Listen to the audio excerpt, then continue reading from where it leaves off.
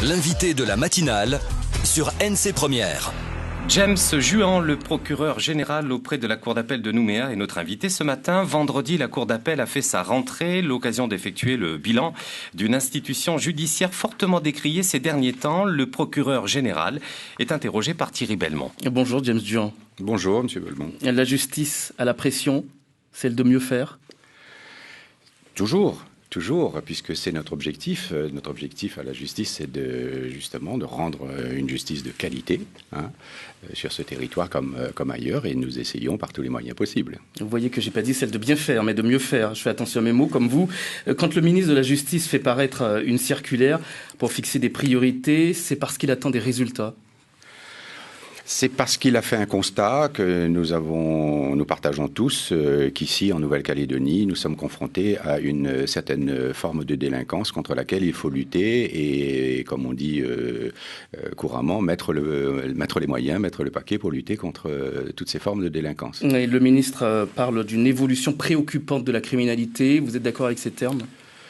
Évolution préoccupante de la délinquance de manière générale, parce que la criminalité, fort heureusement, n'atteint pas les pics que l'on connaît ailleurs. Les crimes de sang, ici, fort heureusement, ne sont pas aussi élevés qu'ailleurs. Mais la délinquance de droit commun, c'est-à-dire celle qui touche nos concitoyens dans leur vie quotidienne, les vols, les agressions, etc., oui, effectivement, ça constitue une préoccupation. Oui, quelles sont justement ces priorités dont parle le ministre de la Justice, Jean-Jacques Urvoas? Il dit par exemple l'amélioration du traitement des plaintes et une répression systématique. S'il parle d'amélioration, c'est parce qu'il y a des efforts à faire dans ce domaine-là? Il y a toujours des efforts à faire dans le recueil des plaintes, parce que, vous savez, quand les gens viennent s'adresser au service de police ou de gendarmerie, ils ne viennent pas forcément pour déposer une plainte, ils viennent pour signaler. En matière de violence conjugale notamment, on ne veut pas forcément que les choses aillent plus loin. On veut signaler, alors que, en réalité, ce que le garde des Sceaux demande maintenant, c'est qu'il n'y ait plus que de simples signalements. Il y ait vraiment une procédure qui soit établie et qu'il y ait une suite qui soit donnée à tous ces signalements de violence. Plus de fermeté ? Plus de fermeté également. La fermeté, ça veut dire quoi? Ça veut dire qu'il faut donner une réponse à tout signalement de violence. Ça veut dire que les personnes qui sont récidivistes doivent subir les conséquences de la loi. Ça veut dire quoi? Les peines sont doublées, et ça on oublie parfois. Quand on est récidiviste, on encourt des peines qui sont extrêmement lourdes, et ça, c'est le message fort qu'on fera passer. Oui, c'est pas une justice qui est simplement répressive que l'on doit appliquer, James Juan. Vous serez peut-être d'accord avec moi, c'est peut-être aussi une justice plus humaine dans certains cas où on n'attend pas seulement des peines sévères, mais aussi une certaine forme, de la prévention également. Écoutez, les peines en soi sont des sanctions, c'est la répression. Nos concitoyens attendent une réponse qui soit ferme. Quand ils entendent ferme, ils entendent de sévérité.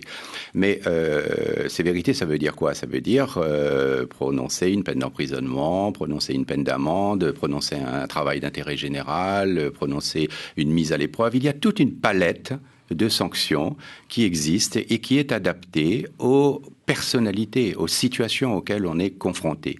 Et donc, justement, vous avez raison de dire que la sévérité, c'est pas que de la répression, c'est pas que de l'enfermement, puisque, comme je l'ai dit dans mon discours de rentrée, la prison n'est pas une fin en soi.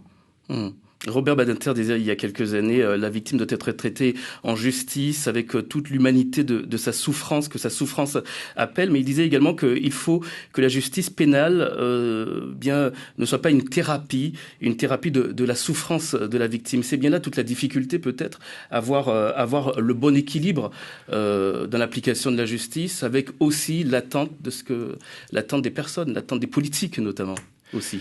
Oui, vous avez parfaitement raison. C'est un exercice qui est extrêmement délicat, hein, de rendre la justice, et c'est pour ça qu'il n'y a pas il n'y a pas de solution miracle, il n'y a pas de remède miracle.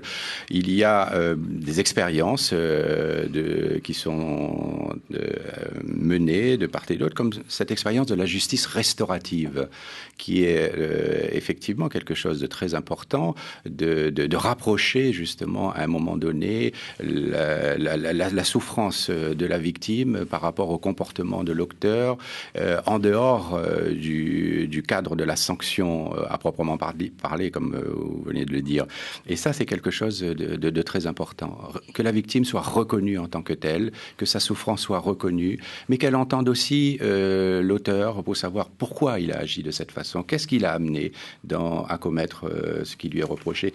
C'est important, cette confrontation. Oui, quand on est au lendemain des faits qui se sont déroulés à proximité de la tribu de Saint-Laurent, au col de la Pirogue, aujourd'hui, que va faire la justice? Est-ce que vous êtes en relation étroite avec les enquêteurs? La justice, aujourd'hui, se veut ferme, on l'a dit, sur ce genre de faits également. Quel est votre rapport avec ces exactions?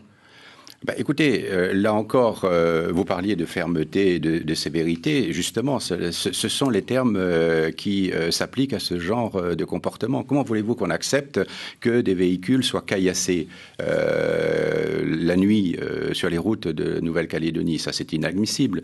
Il est bien évident que les gendarmes, les policiers doivent effectivement intervenir. Et malheureusement, ce que l'on constate, c'est que souvent, ces exactions sont des pièges, hein, qu'on tend au service de l'ordre. C'est des embuscades, hein, pour ne pas utiliser d'autres termes. Ce sont des embuscades qui sont tendues aux forces de l'ordre pour leur tirer dessus. Et ça, on ne peut pas accepter ça. C'est inadmissible. On parlait tout à l'heure de pression politique, enfin j'évoquais les politiques. Vous n'acceptez pas que l'on dise que la justice est laxiste. Vous l'avez évoqué lors de la rentrée de la Cour d'appel. Cette justice, est-ce qu'elle n'a pas une certaine forme de laxisme, comme disent les politiques, comme disent certains? Bien sûr que non, bien sûr que non. Si j'ai tenu à le rappeler dans mon discours de rentrée vendredi dernier, c'est pour rappeler aussi qu'il ne faut pas se tromper de débat. Hein. Il ne faut pas se tromper de cible. L'ennemi, c'est pas la justice. La justice, elle est là pour pour faire son travail et pour sévir. Et elle sévit quand c'est nécessaire de le faire. Je l'ai rappelé en disant, il n'y a pas de laxisme. Et vous visiez qui quand vous disiez ça?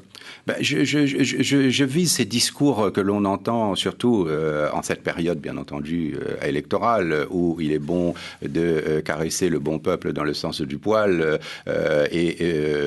en réalité, jouer sur les peurs. Je ne pense pas que ce soit la bonne stratégie de dire que la justice ne fait pas son travail, qu'elle est laxiste, que les délinquants courent les rues.